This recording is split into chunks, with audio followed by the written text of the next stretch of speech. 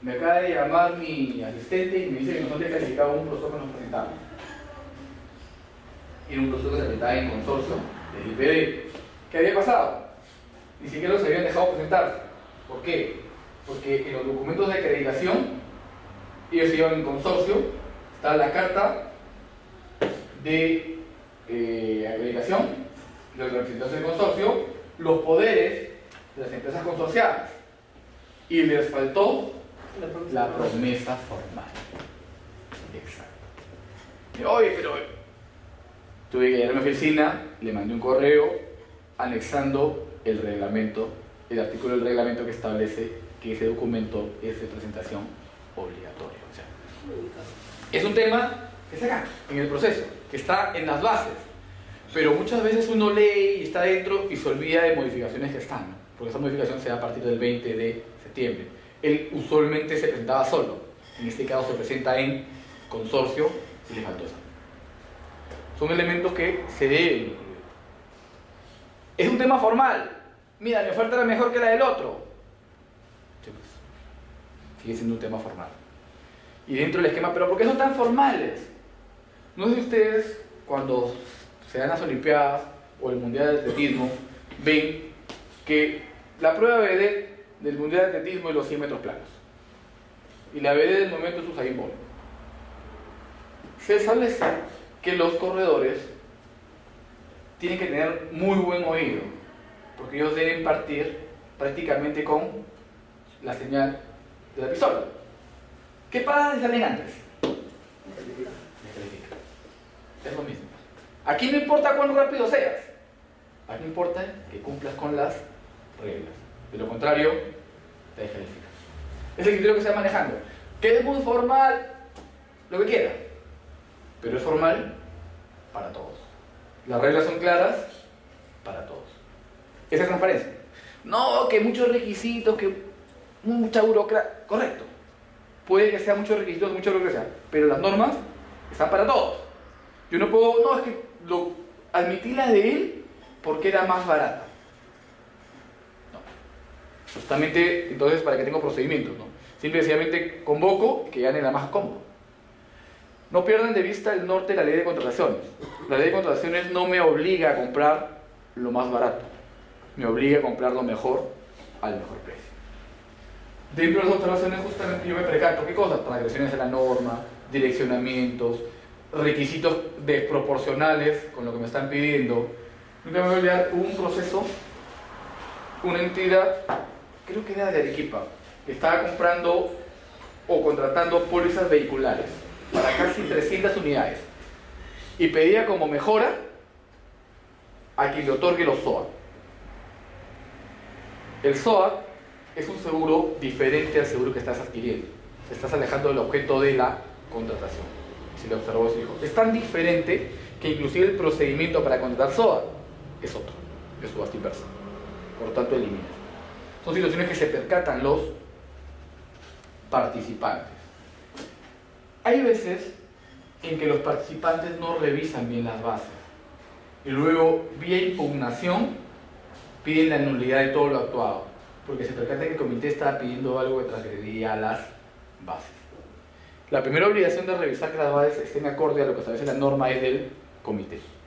La segunda obligación es de los participantes, pero debe trabajar de manera coordinada, porque después, efectivamente, este registro que me estás pidiendo acá es contra lo que establece la norma. Inclusive a veces pasa lo contrario. Hasta el año pasado, el proyecto de bases centralizadas de servicios que tenía el OCE establecía como requisitos para firmar el contrato una serie de requisitos y se había olvidado de poner la constancia de no estar inhabilitado. Y muchas bases, muchas entidades hacen copy-paste a las bases y lo utilizan. Y a la hora de ganar, el ejecutivo comercial me decía, ojalá, acá no hay que pedir constancia porque no me la están pidiendo. Y yo le decía, error. Que no esté en las bases no significa que no sea mi obligación porque está en el reglamento. Y ya me acostumbré. Consulta de cajón, o a veces lo ponía como observación, dependiendo de la entidad. No has puesto presentar constancia no se han habilitado. Es un requisito en el reglamento. Por favor, incluirlo. hay situaciones que se percata el participante. Vía consultas y vía observaciones es la posibilidad que le da la norma para que los participantes se involucren con el tema. Porque a veces yo me percato que está direccionado, a veces me percato que tiene errores. No siempre lo voy a hacer, pero puedo hacerlo. Y coadyuvo a la entidad con ese tipo de situaciones. Hay entidades que les incomoda les observen las cosas. Hay otras entidades peor. La norma establece que al absolver las consultas y al absolver las observaciones, yo tengo que fundamentar mi posición. Hay entidades que contestan: se acoge la consulta, se acoge la observación. Y nada más. ¿Qué pasa con ello? ¿Me es suficiente? Lo que va a pasar aquí es que prácticamente me van a obligar, si por ejemplo acogieron la consulta de mi empresa la competencia o acogieron la observación de mi empresa de la empresa de competencia, se acoge. Me están prácticamente obligando a que yo eleve las bases al OCE, porque no es el fundamento que han utilizado para absolver la observación de mi competencia y me puede estar perjudicando. La absolución de consultas y la absolución de observaciones siempre debe estar fundamentada. Ahora, hay situaciones que incluso estando fundamentada, algunos participantes consideran que la fundamentación no es adecuada y tienen la opción de irse al ente rector para que regule este tema. Y aquí ya tendré que esperar que el OCE dentro de los 10 días se pronuncie indicándome si era válido o no era válido lo que me está lo que se ha observado. El problema es cuando se elevan las bases al OCE, que el OCE va a revisar todo, no solamente lo que le ve, va a partir de la premisa de lo que le ve, pero va a hacer una revisión de oficio de todas las bases, para ver si cumple con todas las formalidades. Y honestamente casi siempre evidencia que se han cumplido con una formalidad. Sí, pues es la más chiquitita, pero me la ponen. Y aquí voy a tener dos inconvenientes. Uno, que me van a obligar a modificar mis bases. Y dos, el más importante, es que me van a retrasar mi calendario. Porque el OCE tiene 10 días para pronunciarse. Pero 10 días contados a partir de ¿cuándo? Le corre traslado.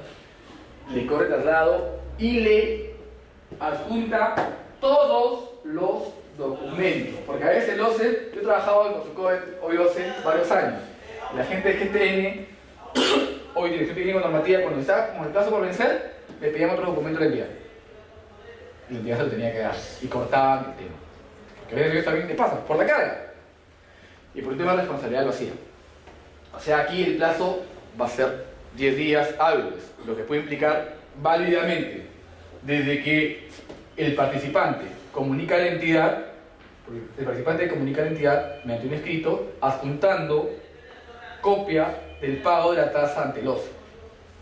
Y la entidad luego tiene que hacer el trámite de remitir todo a el OCE, con un informe sobre su posición con relación a la elevación que está haciendo el participante. Y eso no lo van a hacer de un día para otro, solamente demora 2 o 3 días. Cuando remiten a OCE es el cuarto día hábil. Más los 10 días de OCE, estamos hablando de 14 días hábiles, aproximadamente 20, 22 días calendario. Y en mi proceso me lo hicieron extender. Una vez que OCE se pronuncia, emite el pronunciamiento que es publicado en el CACE, la entidad lo recoge y tiene plazo para integrar, es decir, recoger todas las observaciones que me ha hecho OCE en el pronunciamiento. Hay situaciones en que OCE incluso dice no acoge la elevación de observaciones del participante, pero se percata que hay algo errado en lo que está pidiendo la entidad. Le pide, no obstante que no se acoge, regula bien este tema. Igual me están obligando a pensar y a integrar en función de lo que OCE me está pidiendo. El plazo para integración son 2 días. Una vez que tengo mis bases integradas, el plazo para presentar va a ser de 5 días hábiles posteriores a la integración. Y la presentación de propuestas y los actos privados, es decir, menor cuantía y ADS, es un poco más simple, porque ingreso mi sobre, mesa de partes, para que me lo califique. El tema se vuelve más complejo en los actos públicos, que son ADPs, concursos públicos y licitaciones. Ojo que la normativa de contrataciones también permite que las ADS sean públicas. Es una opción que se tiene. Lo que pasa es que usualmente se opta por lo privado, pero la norma me permite que la ADS sea pública. Ok, cuando el proceso es público, ¿qué tiene o qué usualmente sucede? Primero que nada, uno se percata cuando los participantes, que en ese momento se van a volver postores, son más cancheros y también se va uno a percatar la experiencia del comité. Cuando uno llega y el presidente del comité saluda y se pone a leer todo lo que establece las bases, se da cuenta que esa persona usualmente no tiene mucha experiencia. Dos, cuando se da cuenta que quien dirige el proceso, el acto público, no es el presidente del comité, sino el notario, se dan cuenta que esa persona tampoco tiene mucho manejo. Recuerden, de conformidad con la ley de contrataciones, los comités deben estar integrados por un miembro del área usuaria, uno del área de contrataciones y un tercero de cualquier área, pues un miscelánico. Los comités especiales permanentes requieren solamente uno del área de contrataciones. Tiene gente que maneja el tema. Yo puedo manejar muy bien mi tema, pero solamente desde mi escritorio. Aquí ya estoy en la cancha. Muchas veces me cuido y le doy mayor protagonismo al notario justamente para que no evidencie que no tengo experiencia. Pero uno se da cuenta de esas cosas. Debo tener mucho cuidado del tipo de notario que tengo. Todos somos humanos, pues, y a veces tocan notarios figuretes. De verdad. Ya el notario de Movistar, he visto no sé cuántos procesos, ya es. No me acuerdo cómo se apellida ahorita, que me dio el nombre. Ya es también conocido. Y entre los que son conocidos. La doctora Tambini, linda persona, también conocida. O sea, ya hay un momento en que uno va a estos procesos, ubica a los notarios por diferentes cosas. Y hay notarios que son más protagónicos que otros. Hay notarios que son más renegones, todo. Hay notarios que uno se presenta, y eso es un tema bien interesante. Porque uno, ¿ante quién se debe presentar? ¿Ante el presidente o ante el notario? Sí. Pero, ustedes han visto, ¿qué es lo que hace el presidente? ¿A quién entregó los papeles? ¿Por qué? ¿En qué parte de la norma dice que yo debo entregar los papeles al notario? Yo debo entregar los papeles al presidente y el presidente entregárselos al notario. No yo al notario. El notario lo único que hace en el proceso de cosa es certificar la validez. dar fe del acto público. Esa es su misión. Dar fe del acto público. Para eso está el notario. A veces es gracioso, ¿no? Ustedes ven en la televisión todos los sorteos y llaman al notario, el notario es conforme. Tanto para que solamente es conforme. Y peor en el de Telefónica, llegan al notario y el notario dice, nada más. El notario solamente da fe, no participa, pero se le da un rol innecesariamente protagónico. Y ahí justamente viene el primer tamiz de la revisión de los documentos. El notario, ¿qué revisa? No debe ser él, pero él que es lo primero que revisa. ¿Qué lee? Documentos de presentación, carta de acreditación. ¿Por qué la lee el notario? ¿Por qué no la lee el presidente del comité? La lee con y luego valida los poderes. ¿Por qué lo hace el notario? Pero él lo hace. Y aquí es donde entramos al primer problema, ¿no? Vigencia de los poderes. 30 días hábiles, 30 días calendario.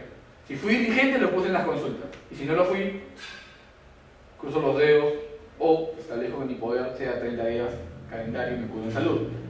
Pero cuando veo los poderes, veo que tiene tres fechas. La fecha en la que me lo entregaron, la fecha en lo que les pide registros públicos y la fecha de atrás en lo que le emitió el registrador. No son la misma fecha. ¿Cuál es la fecha que considero? ¿Cuál de las tres? ¿La que me lo entregaron?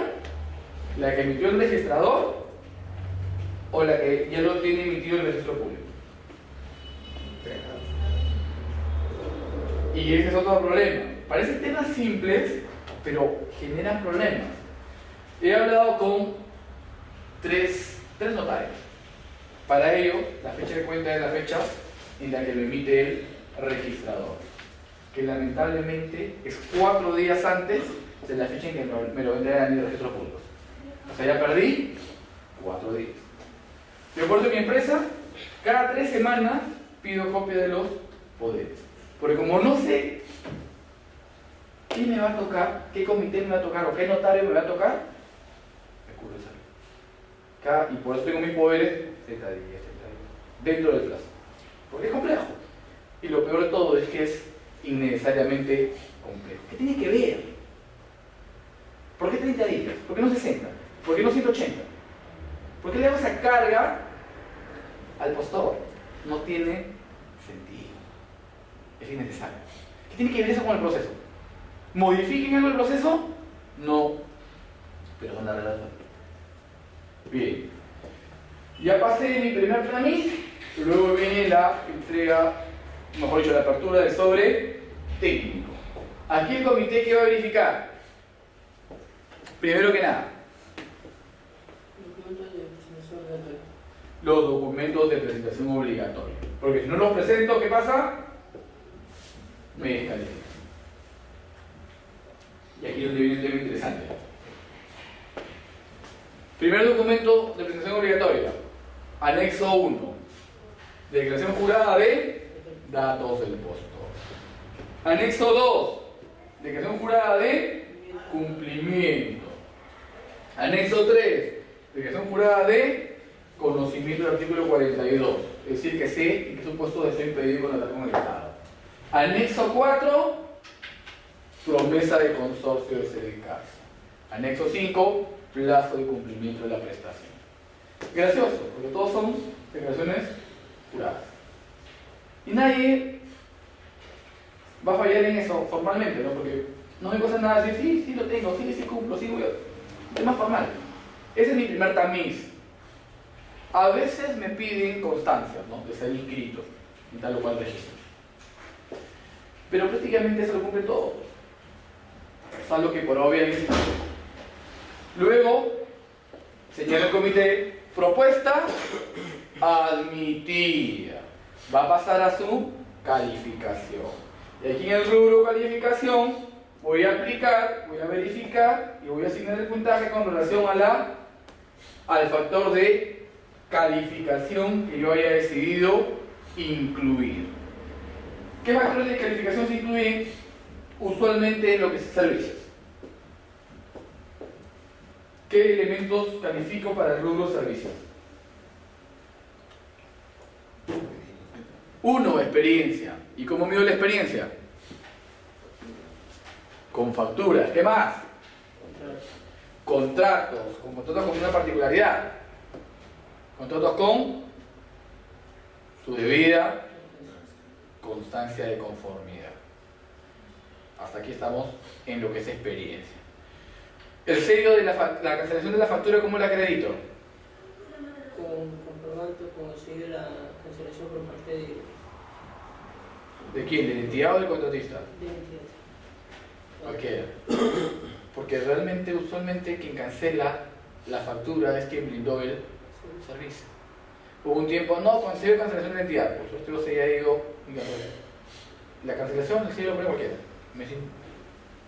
No importa quién lo haya puesto. Ese es el primer factor, experiencia. ¿Qué otro factor incluido en servicios?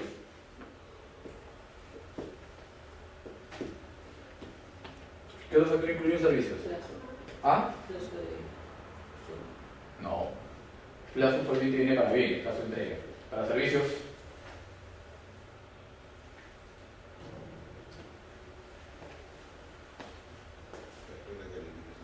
Factores de... Claro, pero ¿cuáles? ¿Qué otro factor? Me han dicho experiencia, ¿qué otro factor? Cumplimiento del servicio, que yo le he pedido que me adjunte constancias de no haber sido penalizado, proporcionales con los documentos que me ha presentado para la calificación de la experiencia. 5 elementos de experiencia, 5 constancias. ¿Qué más? ¿Qué otro factor incluyo? ¿O puedo incluir? ¿Cuál más? Personal propuesto. yo entro, o para el que me brinden el servicio, le puedo requerir que me dé de apoyo determinado personal. O se, en algunos pronunciamientos establecidos que yo debo pedir personal propuesto cuando ese personal va a efectuar sus labores dentro de mi entidad. De lo contrario, no es recomendable pedir personal propuesto. Personal propuesto, un ejecutivo comercial, un ejecutivo de cobranza, un ejecutivo de apoyo, lo que sea. O la prestación del personal que me va a brindar el servicio, ingeniero, abogado, profesional. Ahora, hay entidades que me piden la lista de personal propuesto con su respectivo CV. Un tiempo pedían el CV sustentado, documentado, pero nosotros en ocasiones observamos el tema que se lo pidan sustentado al que ganó, pues. De lo contrario me están haciendo incurrir en un mayor gasto que no es proporcional. Que todos brinden el CV, pero que obliguen a la gente a CV sustentado al que ganó. De lo contrario, tremendo mamarracho de papel por gusto. Ok, ¿qué otro documento va en experiencia? Perdón, en factor de evaluación de servicios. ¿Qué otro documento podría incluir?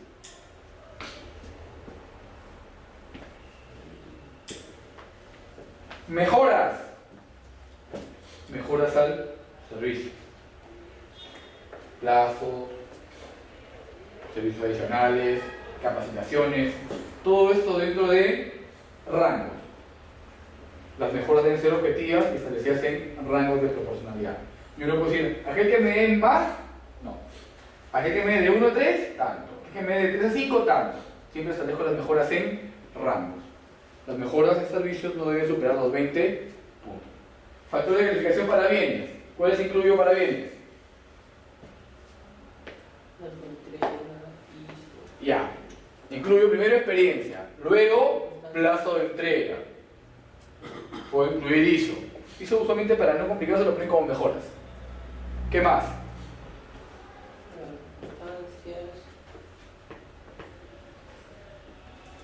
¿Qué más puedo poner? Dependiendo del tipo de varía. Usualmente puede ser garantías. Varía de acuerdo al tipo de bien. Así es. Y la cotización obligatoria también varía en función al mismo servicio. Por ejemplo, de salud, dentro de la cotización obligatoria, aparte de la declaración jurada, te pide buenas prácticas de almacenamiento, certificado de DIGEMI, temas directamente vinculados con el factor que se va a evaluar. Son las 10:54. Quiero que se junten ustedes. Vamos a hacer un pequeño taller de factores de evaluación. Júntense, por favor. Una vez que estén juntos, les digo que va a consistir. Muevan sus sillas. Todavía falta para la charla, no se preocupen. Vamos a acabar temprano.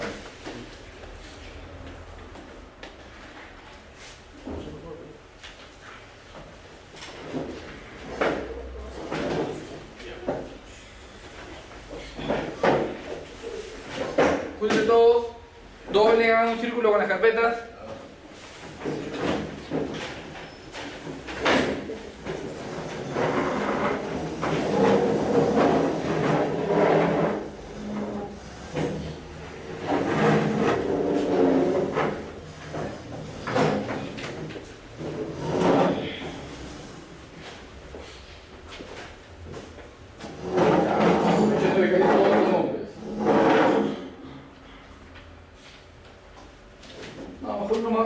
Más simple y más interesante. Me van a hacer y me van a incluir información con valor referencial, cotizaciones, área usuaria, requerimientos técnicos mínimos, factores de evaluación para la contratación de los alimentos de los 4 hipopótamos del Parque de las Delicias.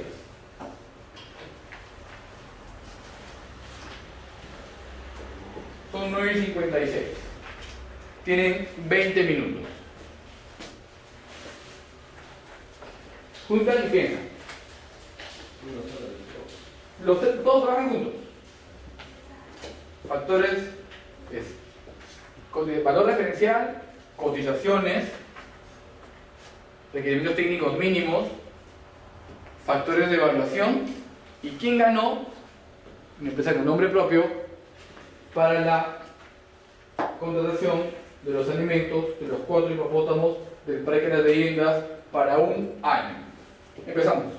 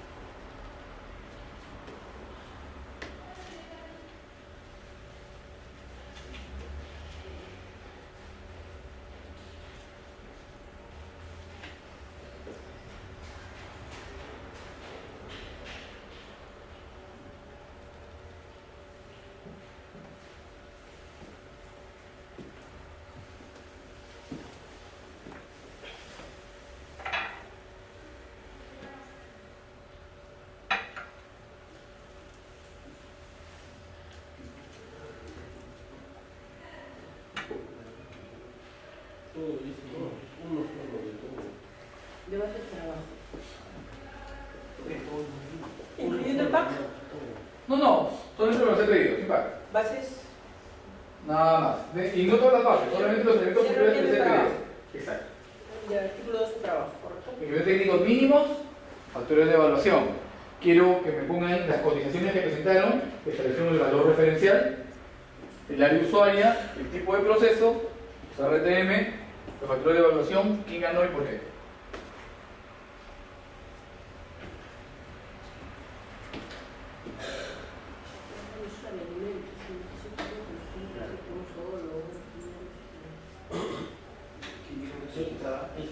¿Uno cada uno o uno Eso todos? solo da uno para nosotros.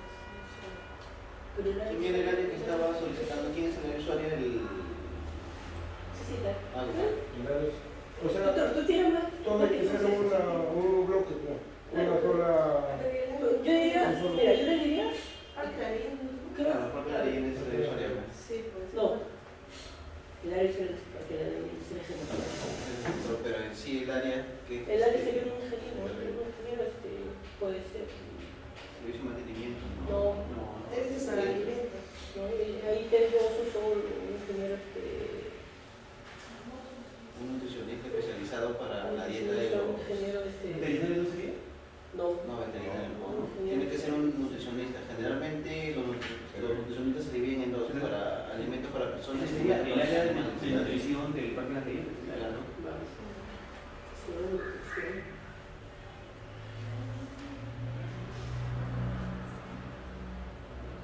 Un licenciado de nutrición veterinario.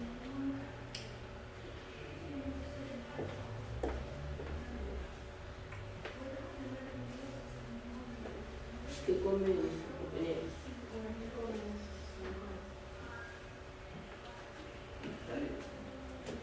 Dependiendo de qué tipo de animal. Puede comer frescos, secos. ¿Qué comen? Vegetales. Alimentos frescos.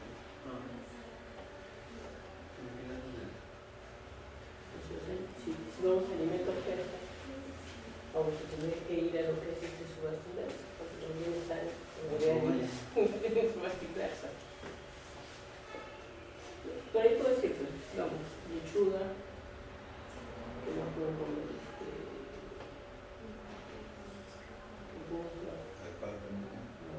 luego se comen Uvas son mejores. No lo he visto comiendo. ¿No es carnívoro? No.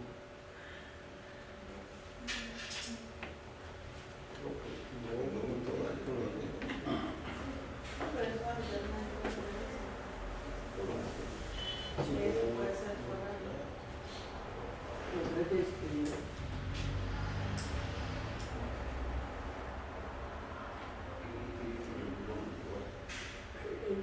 el tipo de alimentos pueden ser frescos, pueden ser secos.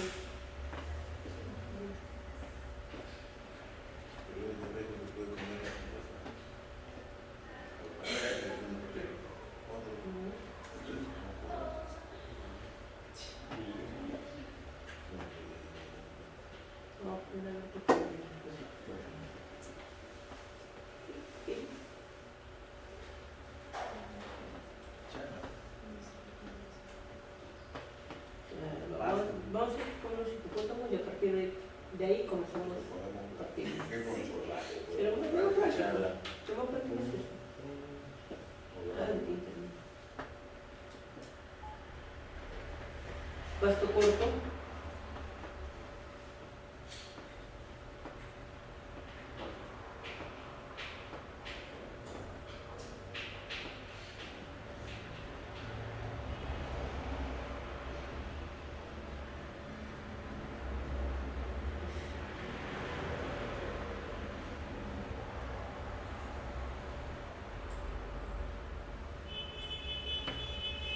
Que significa el alimento es pasto corto.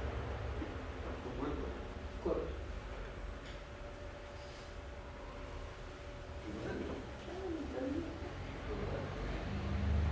No, que el forraje producido allá. No, pero en sí se empaqueta como alimentos frescos para animales o alimentos secos frescos para personas. Despedir, ¿qué es?